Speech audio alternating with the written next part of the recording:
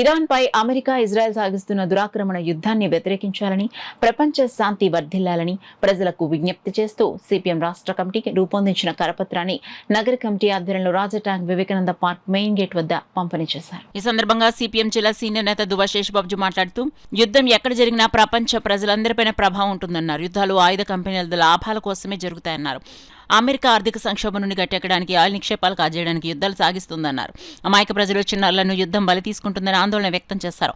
సార్వభౌమత్వం కలిగిన దేశాలపై సామ్రాజ్యవాద దేశాలు సాగిస్తున్న పెత్తనాన్ని ప్రజలంతా వ్యతిరేకించాలన్నారు. కేంద్ర బీజేపీ పాలకులు అమెరికాకు లొంగుబాటు వైఖరి ప్రదర్శిస్తున్నారని విమర్శించారు. విదేశాల్లో, ముఖ్యంగా గల్ఫ్ దేశాల్లో ఉన్న భారతీయులు చాలా ఆందోళనగా ఉన్నారన్నారు. యుద్ధాన్ని వ్యతిరేకిస్తూ ప్రపంచ శాంతి వర్ధిల్లాలని ప్రజలంతా నినదించాలని సిపిఎం విజ్ఞప్తి చేస్తోందన్నారు. సిపిఎం కరపత్రాలను పార్కుకి వచ్చి ప్రజలు తీసుకుని ఆసక్తిగా తీసుకుని చదివారు. ట్రంప్ వైఖరిని, మోడీ లొంగుబాటు పట్ల అసహనాన్ని వ్యక్తం చేశారు. ఈ కార్యక్రమంలో సిపిఎం నగర కన్వీనర్ పల్వెల వీరబాబుతో పాటు మల్కా వెంకటరమణ, మెడిసిరి వెంకటరమణ, టి రాణిజీ ప్రసాద్, బి శ్రీనివాస్ తదితరులు పాల్గొన్నారు. అక్కడక్కడ దొరుకుతున్న ఉపాధిలో కూడా పూర్తి స్థాయిలో వేతనాలు లేక మన దేశం చాలా ఇబ్బందులు పడుతున్న పరిస్థితుల్లో ప్రపంచంలో జరుగుతున్నటువంటి యుద్ధాల వల్ల సామాన్య కుటుంబాలు మరింత అష్టకష్టాలు పడే పరిస్థితులు వస్తాయి. యుద్ధాన్ని ఆపించాలి. ఇలాంటి విషయంలో భారత ప్రభుత్వం కూడా చొరవ తీసుకుని యుద్ధాన్ని ఆపడానికి, అదేవిధంగా ఇరాన్ మీద జరుగుతున్న దాడిని ఖండించడానికి భారత ప్రభుత్వం ముందుకు రావాలి. భారతదేశం శాంతికాముక దేశం. అలేని విదేశాంగ విధానాన్ని ముందుకు తీసుకోవడం ద్వారా ప్రపంచంలో పేరు ప్రతిష్టలు సంపాదించింది. కానీ గౌరవ మోడీ గారు ప్రధానమంత్రి అయిన తర్వాత మన భారత సార్వభౌమాధికారాన్ని అమెరికాకి తాకట్టు పెట్టడమే కాకుండా అమెరికా ముందు మోకరిల్లడం అత్యంత బాధాకరమైన విషయం.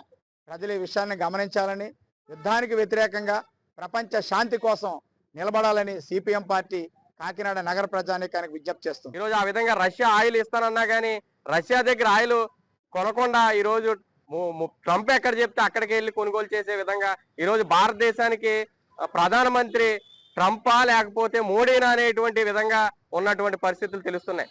ఈరోజు ఈ ప్రపంచంలో జరుగుతున్నటువంటి యుద్ధ పరిణామాల వల్ల భారతదేశంలో ఉన్నటువంటి ప్రజలు ఈరోజు సతమతం అవుతున్నారు.